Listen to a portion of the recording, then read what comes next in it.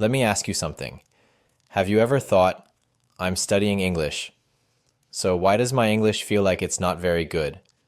You practice, you try different methods, you're not lazy, but when you speak, something is still not right. Most Japanese learners believe they have a speaking problem. In Japan, this feeling is familiar. It's like memorizing perfectly for an exam, but when it's time to apply the knowledge, it becomes very difficult. Today, I want to explain why this happens, especially for Japanese learners of English. It's a foundation problem.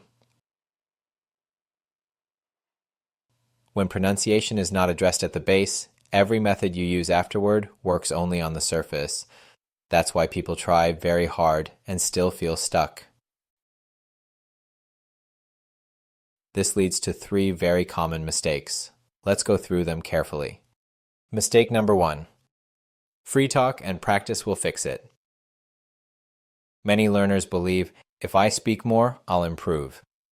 So they join conversation apps, free talk lessons, language exchanges, and sometimes they think, I'll just ask the teacher to correct me. But here's the truth about this situation. There are teachers who do real pronunciation diagnostics. They listen carefully, they identify patterns, they correct systematically, but they are not common to find. And for many learners, that kind of lesson feels stressful, exposing, and embarrassing. Especially in Japanese culture, being directly corrected on something personal like speech can feel very uncomfortable. Now here's the important part. Most free talk lessons are not designed to correct pronunciation. Even if you ask, many teachers do not correct. Not because they don't care, but because free talk is for communication, not diagnosis. Constant correction feels uncomfortable to many Westerners. And interrupting feels rude for Westerners unless correction is the explicit goal. So what happens? You speak, the conversation continues, but nothing is corrected systematically.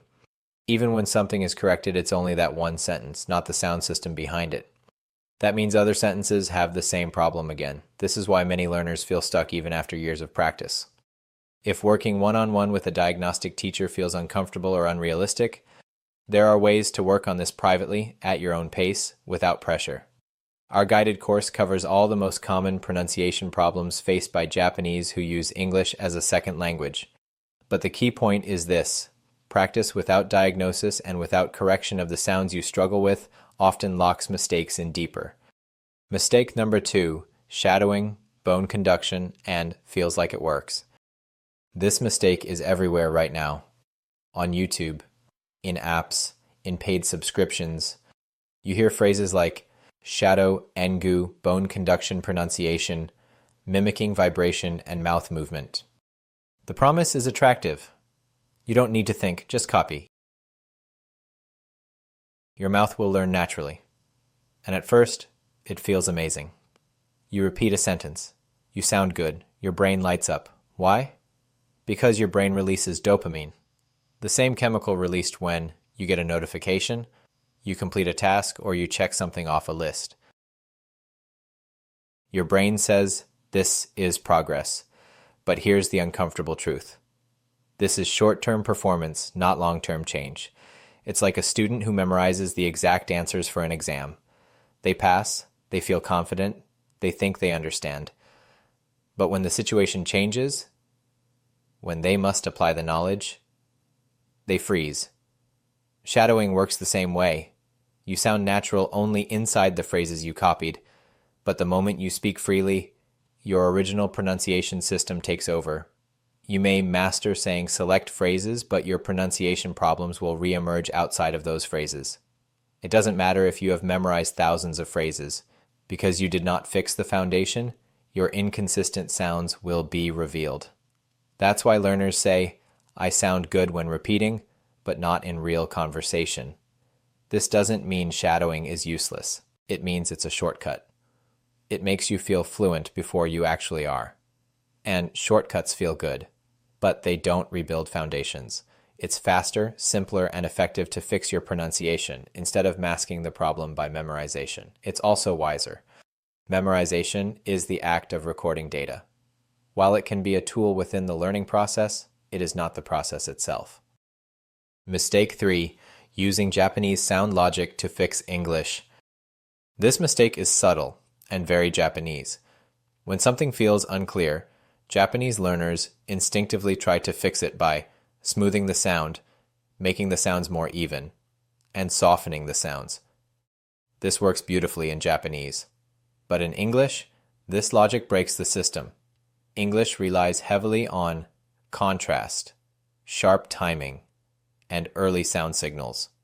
When you apply Japanese sound habits to English, you change how the listener categorizes the word. From your perspective, I'm being careful. From the listener's perspective, I'm not sure what the direction of this conversation is. So they interrupt, they hesitate, they decide early. Not because they're trying to be rude, but because English language forces fast decisions. If the signal is unclear due to your sounds, everything after becomes unstable. And if you don't know which habits you're transferring, you will repeat this pattern forever without knowing why. How Japanese speakers naturally communicate and how the English language works have their differences.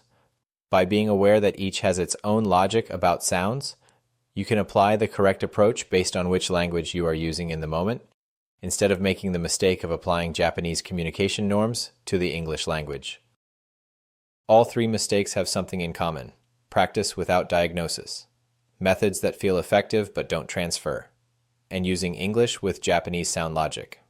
None of them address the core pronunciation system, so learners stay busy, they stay motivated, but the foundation remains unresolved. 多くの方法を示してもまだ不安定に感じるなら、それが理由です。